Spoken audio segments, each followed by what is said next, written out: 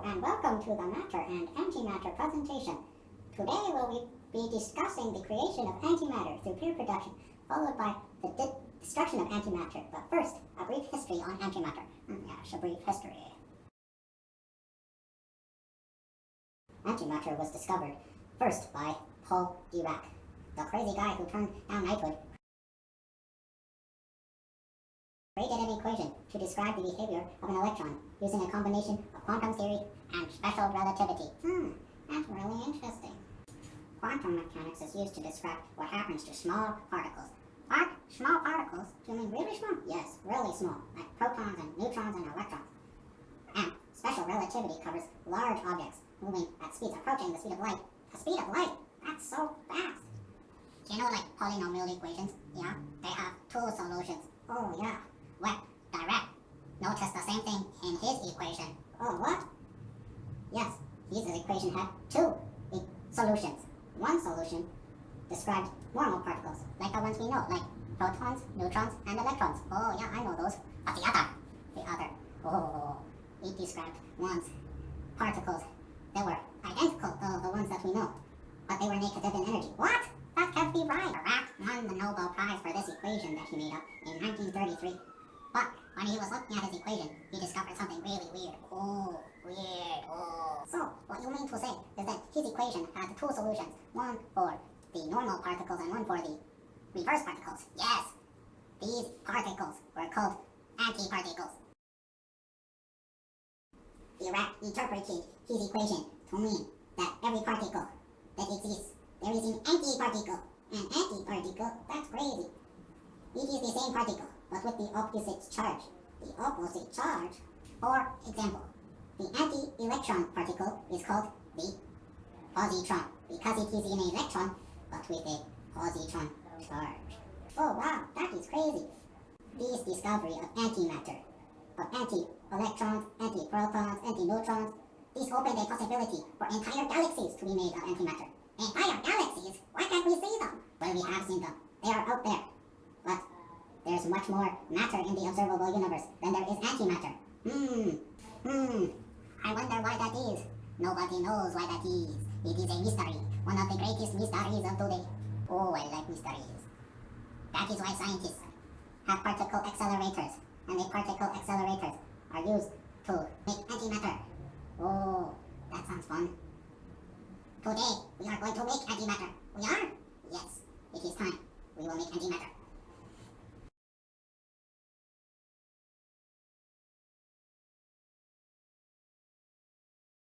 But how do we make antimatter?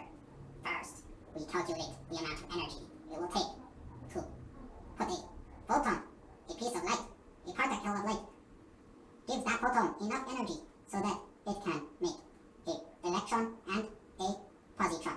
Oh, how much energy does that take?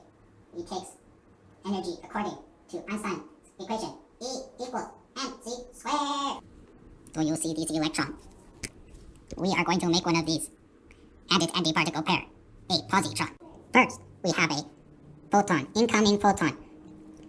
This is the particle that is going to carry enough energy for us to create matter out of thin air. The photon is incoming. It passes by a nucleus, which is necessary to obey the conservation of momentum laws. It absorbs some of the momentum, but the energy is passed to the two particles that is created, an electron and an anti-electron called a positron. The electron and positron leave with a kinetic energy as well of 0.5 times the speed of light. You may ask, what is the energy that gets put into the electron and positron? Well, it is their rest mass energy. So, the energy carried by the photon has no mass, becomes positive electron called positron, and electron makes mass out of nowhere. Energy converted to mass. Electron and positron are technically the same particle with opposite charge. They have the same rest mass. Also, we are going to assume that the kinetic energy of the electron and of the positron are the same because they leave at the same speed and have the same mass. Now, we write the total energy of our system as the energy that the photon must contain to make the antiparticle-particle creation happen. The rest mass energy of the electron plus the rest mass energy plus the kinetic energy of the electron plus the kinetic energy of the anti-electron. we know that the energy is equal to the rest mass times the speed of light squared. So we get the energy of the photon that it must contain to make pair production happen is 2 times the rest mass energy of the electron or the anti-electron, because they're the same, times the speed of light squared, plus 2 times the kinetic energy, because there is 2 of them. And the 2 times in front of the rest mass energy is because there is 2 particles being created, the electron and the anti-electron, called the positron. Now we know that the kinetic energy that the particles will leave with is 1/2 mv squared, and they will have a mass, so they will have a kinetic energy. Now we can rewrite our equation as the same first bit, the 2 energies, rest mass energies of the particles. Now we Google the rest mass of a electron and a anti-electron, because they are the same particle, is 9.109 times 10 to the negative 31 kilograms. And the speed of light is 3 times 10 to the 8 meters per second. Oh, that's fast. Now, finally, we get to do our calculation. The energy that the photon must carry to make pair production happen. Let's get to it. Energy of the photon is equal to 2 times rest mass energy, which we looked up on Google, times speed of light squared plus rest mass energy times half the speed of light, because that is the kinetic speed that the electron and anti-electron are leaving these pair production at. After we calculate, we get that the rest mass energies of the electron and anti-electron are 1.63962 times 10 to the negative 13 joules, and the kinetic energy is 1.36635 times 10 to the negative 22 joules. So the energy that we must supply for these to happen is 1.640 times 10 to the negative 13 joules. This is the energy we need to make our own electron and anti-electron out of only energy. No mass creating mass. Crazy.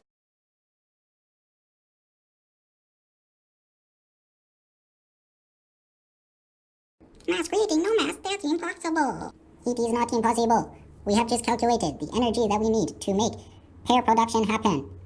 We will supply this mass energy in a proton to create an electron and an anti-electron called a positron, and make them fly away at half the speed of light, and we will supply this energy. Now all we have to do is find a photon that flies at the correct wavelength, which is calculated using this formula of Planck's constant times the speed of light divided by the energy that the photon must carry. And we get the wavelength that we need to be 1.211 times 10 to the negative 12 meters.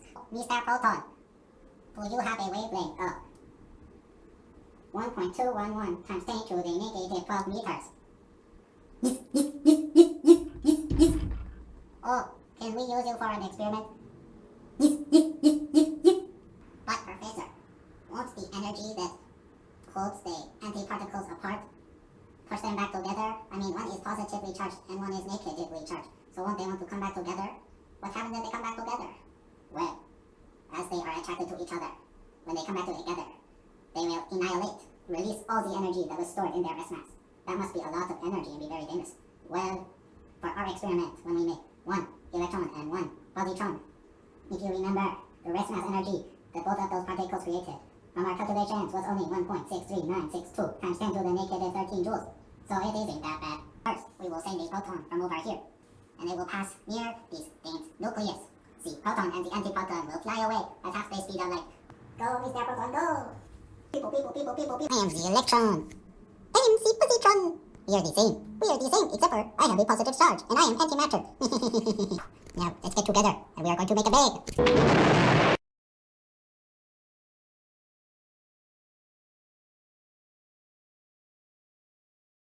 Thank you for teaching me about antimatter, Professor Chiddles. You should see what I built. I made this apple out of antimatter. You idiot! A kilogram of antimatter. Kilogram is a small number. I have only 1 kilogram, you idiot! Let me calculate for you how much energy that is. Okay, we have 1 kilogram of antimatter. Energy is equal to mass times the speed of light squared. Oh my god. Okay. 1 kilogram of antimatter plus 1 kilogram of matter. We get annihilation. You idiot.